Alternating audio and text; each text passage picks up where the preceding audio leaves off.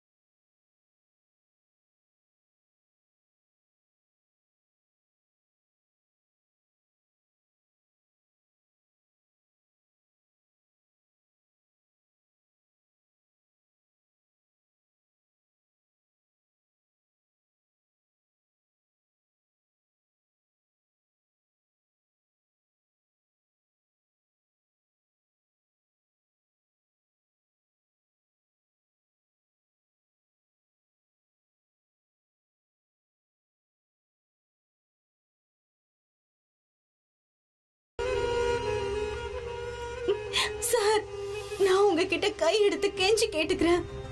இந்த மனுஷனுக்கு தண்டனை கிடைக்கணும், ரொம்ப கடுமையான தண்டனை கிடைக்கணும். ஏன்னா இவன் தூக்குல தொங்குறத நான் பார்க்கணும். ரித்விக்குடைய மர்டர் பழிய அந்த பேராசை பிடிச்ச நரி அந்த ரிஷப கை காட்டினப்ப ரித்விக்கோட மர்டருக்கு அவன் தான் காரணம்னு பழி போட்டா. ஆனா அந்த கில்லி தண்டா பிளேயர் இருக்கானே, எகிரி குதிச்சு போய் அவ கழுத்தை பிடிச்சான்.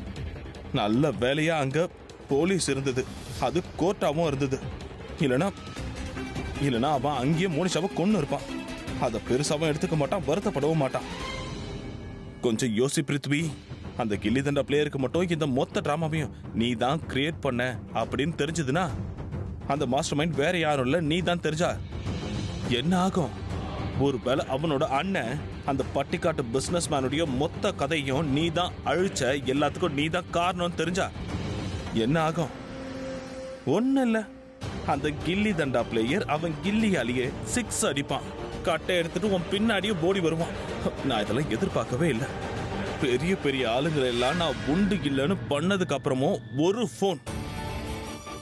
போன் என்ன பலி வாங்கன்னு நினைக்கல. ஏன்னா அது காலி பண்ணிடும். ஒரு போன்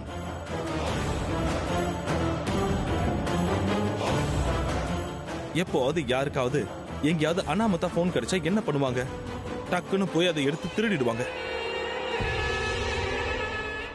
ஆனா அந்த உருப்படாத பில்ல அவனோட உருப்படாத போனு அதை யாராவது பார்த்திருந்தா கூட அவங்க பாட்டுக்கு சச்சா விடு இந்த சீப் போன் யூஸ் ஆகாதுன்னு விட்டுட்டு போயிடுவான். இந்த காஸ்ட்லி போன் வச்சிருந்தா கூட ஏதாவது எடுத்துட்டு போயிருப்பான்ல. தப்பு அவனோடது இல்ல, அந்த பில்லா மேல இல்ல. பணம் கொடுக்கற என்ன மாதிரி ஆளுங்க தப்பு. பணம் கொடுக்கறவங்க நல்ல பணம் கொடுத்தா அதை வாங்குறவனும் நல்ல போனை வாங்கிட்டு அதை தொலைச்சா கூட யாராவது அதை பார்த்துட்டு அந்த போனை திருடி இருப்பாங்க.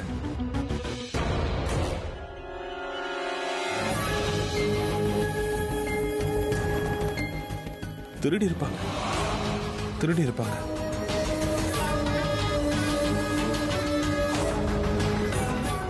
இப்ப அந்த போனும் திருடின மாதிரி தான்.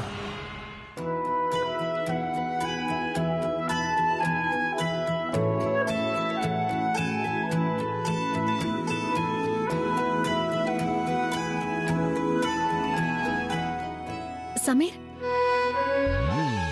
ஹாய். ஹாய். நீ எப்படிங்க? ஐ மீன், நீங்க என்ன பண்ணிட்டு இருக்க? நான் இங்க வாங்க வந்தேன். என்னது? அது காத்து காத்து வாங்க வந்தேன். ஆமால, ஜில்லுன்னு காத்து. யா. அது ஆக்சுவலி தூக்கமும் வரலையா, அதான் இங்க வந்தேன். எனக்கும் தூக்கமே வரல அண்டு அதான் நானும் வெளியில வந்தேன். இப்படி ஜில்லுன்னு காத்து வாங்க. அப்போ உனக்கும் எனக்கு ஏற்பட்ட மாதிரி ஒரு அழகான விசித்திரமான ஒரு உணர்வு தந்தது. அதே உணர்வு உனக்கும் ஏற்பட்டுச்சா? முதல் முறை ஏற்படுற ஒரு அழகான உணர்வு. அப்போ நீயும் இதைத்தான் உணர்ந்திருக்கியா? என்ன, எதுக்கு இப்படி சிரிக்கிற? நானா? இல்லையே, நான் எங்க சிரிச்சேன்? இல்லையே, சும்மாதான், வேற ஒண்ணும் இல்ல. உட்கார் உட்கார் உட்கார். ரொம்ப ஜில்லுன்னு இருக்குல்ல? பை தி பை, நான் உன்கிட்ட சாரி சொன்னா? சாரியா? இல்லையே, நீ ஏன் சாரி சொல்ல போற? நிறைய விஷயத்துக்கு சொல்லணும். அப்படின்னா? போலீஸ் ஸ்டேஷன்ல நான் நிறைய ப்ராப்ளத்தை கிரியேட் பண்ணிட்டேன். ஓஹோ, அதுவா? அதை பார்க்கும்போது எனக்கு செம்ம ஜாலியா இருந்தது. அதுவும் நீ அந்த பில்லாவை அடிச்சு துவைச்ச பாரு, எனக்கு மனசுக்குள்ள செம்ம சிரிப்பு. ரொம்ப ஃபன்னியா இருந்தது. உனக்கு அது ஃபன்னியா இருந்ததா? ஆமா, அது ஃபன்னி தான்.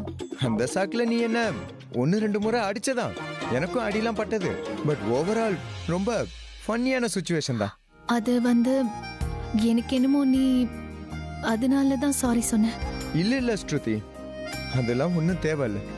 இன்ஃபேக்ட் நானும் உன்கிட்ட எவ்வளவு ஆர்கியூ பண்ணிக்கிட்டு இருந்தேன். உன் பேச்சையும் கேட்கல, அதனால உன் கோபமும் நியாயம்தான். It's okay. போது விடு, நான் ஃபீல் பண்ணுவேன்னு இப்படி சாரி எல்லாம் கேட்க வேண்டாம். இல்ல, நான் உண்மையை தான் சொல்றேன். கிளைமேட் ரொம்ப சூப்பரா இருக்குல்ல? ரொம்ப குளிருது.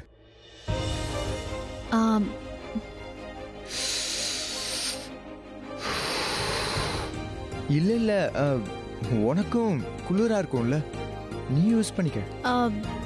சரி, ஷேர் பண்ணிக்கலாம். நம்ம 2 பேருக்குமே இது பத்தும். ஒரு நிமிஷம். Are you sure?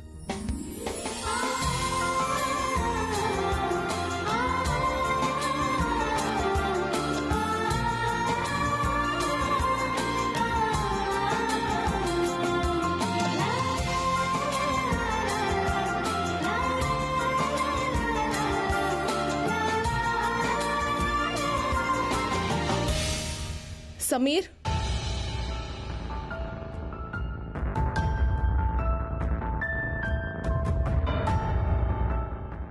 இங்க என்ன நடக்குது? ஒண்ணும் இல்ல, கொஞ்சம் குளிரா இருந்தது, அதான். குளிரா இருந்துச்சா? ஆமா, வெளியே குளிர் அதிகமா இருக்கு. நீ இப்போ ஒரு ரூமுக்கு போ. ஆனா அத்தை போன்றல்ல, போ. Good night.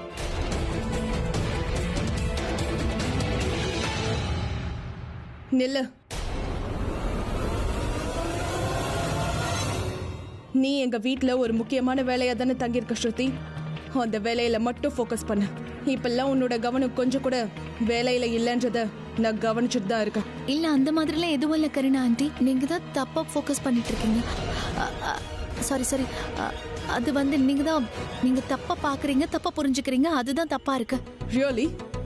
நான் தப்பா புரிஞ்சுக்கிறேனா? எனக்கு எதுவும் தெரியலன்னு நீ நினைக்கிறியா? இங்க என்ன நடந்துட்டு இருந்துச்சுன்னு எனக்கு ரொம்ப நல்லாவே தெரியும். I'm warning you. உன்னோட வேலையை செய்ய வந்திருக்க, உன்னோட வேலையை மட்டும் பண்ணு. மத்த விஷயத்துல நீ தலையிடாத. இல்லனா உனக்கும் உன்னோட ஃபேமிலிக்கும் ப்ராப்ளம்ஸ் அதிகமாகும். நான் சொன்னது உனக்கு புரிஞ்சிருக்கும்னு நான் நம்புறேன். எஸ். நான் எங்க ஃபோக்கஸ் பண்ணணும்னு இவ என்கிட்டயே சொல்றாளா? அக்கா தங்கச்சிங்க 2 பேரும் ரொம்ப ஷார்ப்பா இருக்காங்க. எங்க வீட்டு பசங்க பின்னாடியே தான் சுத்திட்டு இருக்காங்க. நீங்க என்ன யோசிக்கிறீங்கன்னு எனக்கு தெரியுது கரீனா ஆண்டி. நாங்க அக்கா தங்கச்சி 2 பேரும் உங்க வீட்டு பசங்க பின்னாடி அலையிறோம்னு நினைக்கிறீங்க. ஆனா இவங்க ப்ராப்ளம் தான் என்ன? இவங்க என்ன நினைச்சிட்டு இருக்காங்க? நானும் சமீர் இங்க என்ன ரொமான்ஸா பண்ணிட்டு இருந்தோம். என்ன ஆண்டி இதெல்லாம்? சீரியஸ்லி. சமீரும் நானும் எங்க ரொமான்ஸா பண்ணிட்டு இருந்தோம். ஒருவேளை இதைத்தான் ரொமான்ஸ்ன்னு சொல்லுவாங்களா?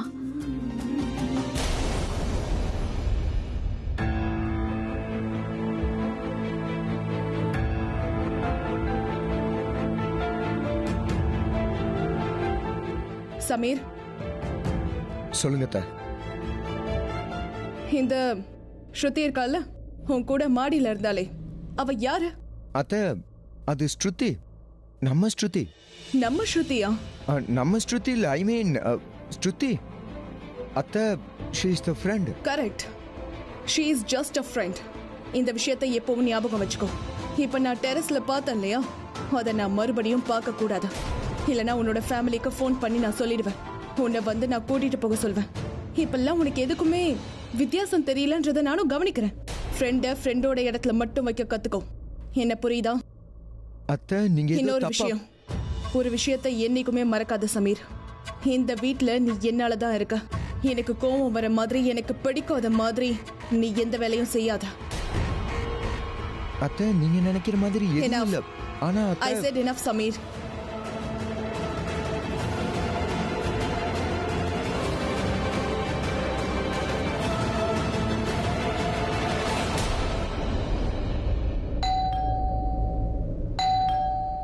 பெல் அடிக்குது. உனக்கு கேட்கலையா? போய் கதவை திறக்கறியா? எவ்வளவு நேரமா பெல் அடிக்கிறாங்க, ஏன் யாரும் கதவை திறக்க மாட்டீங்க? பாட்டி, நான் போய் திறக்கிறேன்.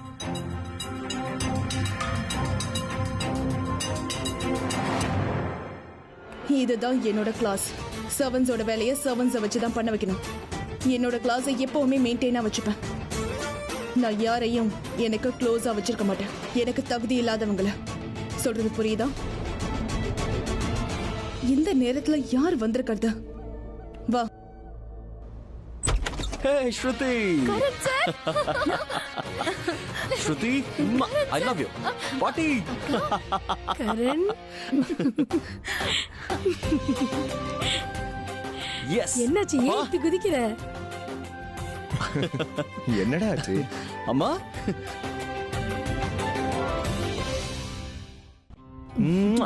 என்னாச்சு? என்ன ஆச்சா? I got it. Got what? அட, கிடைச்சிருச்சுங்கற. உனக்கு என்னப்பா கிடைச்சது? பில்லாவோட போன் கிடைச்சிருச்சு. வாவ். நானே சொல்றேன். பில்லா வந்து ரித்விக்கு ஆக்சிடென்ட் பண்ணால, அப்போ ஒவ்வொரு நிமிஷமும் அவனோட போன்ல இருந்து அந்த மாஸ்டர் மைண்ட் கிட்ட பேசியிருக்கான். அந்த மாஸ்டர் மைண்ட் பில்லாவை ஒவ்வொரு நிமிஷமும் கைட் பண்ணிருக்கான். ரித்விக்கோட ஆக்சிடென்ட்டை எங்க பண்ணணும், எப்படி பண்ணணும், என்ன டைம்ல பண்ணணும்னு எல்லாமே. அண்ட் இப்போ பில்லாவோட போன் வேற கிடைச்சிருச்சு. அந்த கால் ரெக்கார்ட்ஸ் எல்லாம் பார்த்து மாஸ்டர் மைண்டோட பேரும் அட்ரஸும் கண்டுபிடிச்சிடலாம். அதை எடுத்துட்டு போய் போலீஸ் கிட்ட கொடுத்தா அவங்களுக்கும் தெரிஞ்சிரும் பில்லா ரிஷப் சாரோட கான்டாக்ட்ல இல்ல. அதுவும் ரித்விக்கோட ஆக்சிடென்ட் நடந்தப்போ இதுக்கும் அவருக்கு சம்பந்தமே இல்லைன்னு தெரிய வரும். அண்ட் அந்த மாஸ்டர் மைண்டும் மாட்டிப்பான். அப்புறம் ரிஷப் சாரோட பொய்யான பழியும் தீந்துரும். அதுக்கப்புறம் அவரு ஜெயில இருந்து வெளியே வந்துருவாரு. இது எல்லாத்துக்கும் காரணம் யார் தெரியுமா?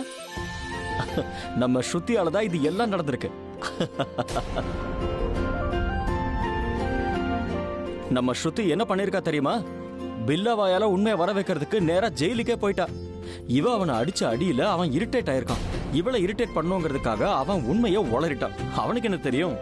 அவன் சொன்ன விஷயம் இப்ப அவனுக்கு அகைன்ஸ்டா யூஸ் ஆயிருக்கு. ரைட்? நம்ம ஸ்ருதி எப்பவுமே இப்படிதான். எதுவா இருந்தாலும் ஸ்ட்ரைட்டா சொல்லுவா, தப்பே பண்ண மாட்டா. தப்பானவங்க கிட்டயும் கரெக்டா நடந்துப்பா.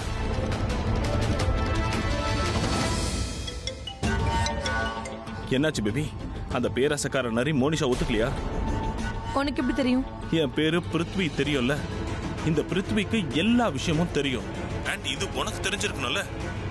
அந்த பேராசை பிடிச்ச நரிய பத்தி என்னை விட அதிகமா யாருக்கும் தெரியாது. பேருக்கு வேணும்னா அவ அபலை பெண்ணா இருக்கலாம். ஆனா அவ ஒரு பிரச்சனை.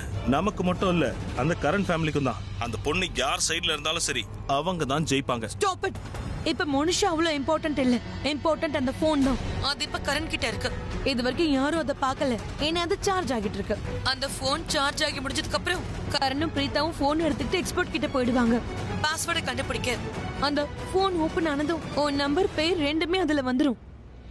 இதுதான் அந்த பில்லாவோட போன். இப்போ இது டெட்டா இருக்கு, ஏன்னா பேட்டரியில சார்ஜ் இல்ல. அதோட இதுல பாஸ்வேர்டும் இருக்கு. முதல்ல இதை சார்ஜ் பண்ணிட்டு காலையில முதல் வேலையா நமக்கு தெரிஞ்ச டெக்னீஷியனை பார்த்து இதோட பாஸ்வேர்டை டீகோட் பண்ணணும். அதுக்கப்புறம் பாருங்க, அந்த மாஸ்டர் மைண்ட பத்தின எல்லா டீட்டெயிலும் ஒன்னொன்னா வெளியே வரும். அவன் யாரு, எதுக்காக இந்த காரியத்தை பண்ணிருக்கான்னு தெரிய வந்துடும்.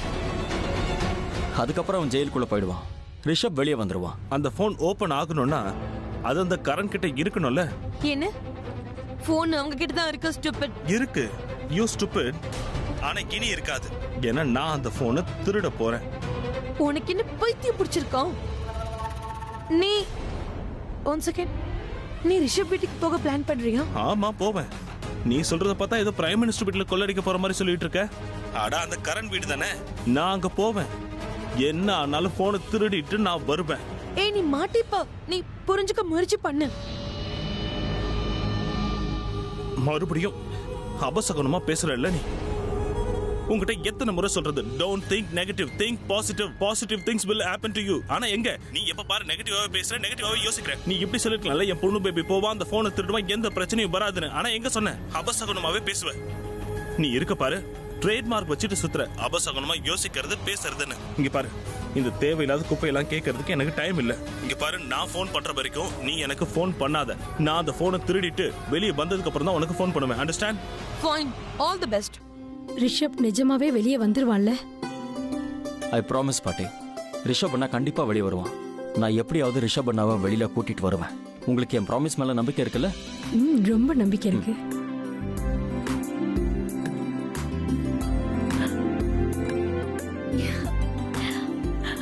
அத்தை,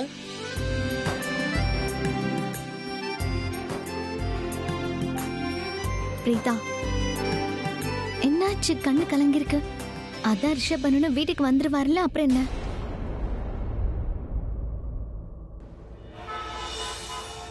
பிருத்வியால இதை தனியா செய்ய முடியாது. I have to go and help him. ஆனா இந்த ராத்திரியில நான் அவங்க வீட்டுக்கு எப்படி போறது? என்ன எக்ஸ்கியூஸ் சொல்லுவேன்? I have to go and help him. சில நேரத்துல எனக்கு ஒன்னும் புரிய மாட்டேங்குது. இது என் பழி வாங்குற கதையா இல்ல காதல் கதையான்னு. ஏன்னா அந்த கரண் ஃபேமிலி பழி வாங்குறத விட யோசிக்கிறத தவிர என்னோட பிரீதாக்கு இத பத்தி தெரிஞ்சிட கூடாதுன்னு தான் அதிகமா யோசிச்சுட்டு இருக்கேன். பிரீதா என்ன பத்தி தப்பா யோசிக்க கூடாது, நினைக்க கூடாது, பாத்திர கூடாது. ஏன்னா நான் என் பிரீதாவை உயிருக்குறா காதலிக்கிறேன். பிருத்விக்கு பிரீதா, பிரீதாவுக்கு பிருத்வி. எனக்கு நிச்சயமா பிரீதா வேணும் as my wife. என்ன பொறுத்த வரைக்கும் பிரீதாவுடைய நேம் பிரீதா பிருத்வியா மட்டும்தான் இருக்கணும். இப்ப நடக்கிறதெல்லாம் சரியா தப்பான்னு எனக்கே புரியல. என்னை பத்தி தப்பா பிரீதாக்கு எதுவுமே தெரியக்கூடாது, இல்லைன்னா என் மனசு நாசம் ஆயிடும். இப்ப மணி என்ன ஆச்சு? எத்தனை மணியா இருந்தா என்ன? நான் இப்ப கரண் வீட்டுக்கு போயே ஆகணும். அதோட இப்ப நடு ராத்திரி ஆயிடுச்சு. அண்ட் நம்ம ஊர்ல இப்ப குளிரும் அதிகமா இருக்கு. அவங்க எல்லாரும் இப்ப பாதி தூக்கத்துல இருப்பாங்க. அப்படின்னா இனிமே அந்த போனை திருடுறதுல எந்த தடையும் இருக்காது. So Karan family, I am coming. But I am கமிங்க்கு முன்னாடி good night and sweet dreams to you. ஐயோ, நான் ஒன்றும் அழல. நான் ரொம்ப சந்தோஷமா இருக்கேன். அதான் இந்த கண்ணீர்லாம். ரிஷப் சார் வந்துருவாரு. எந்த மனுஷன் இந்த குடும்பத்தை இவ்ளோ கஷ்டப்படுத்திட்டு இருக்கானோ அவன் கண்டிப்பா இனிமே தப்பிக்கவே முடியாது.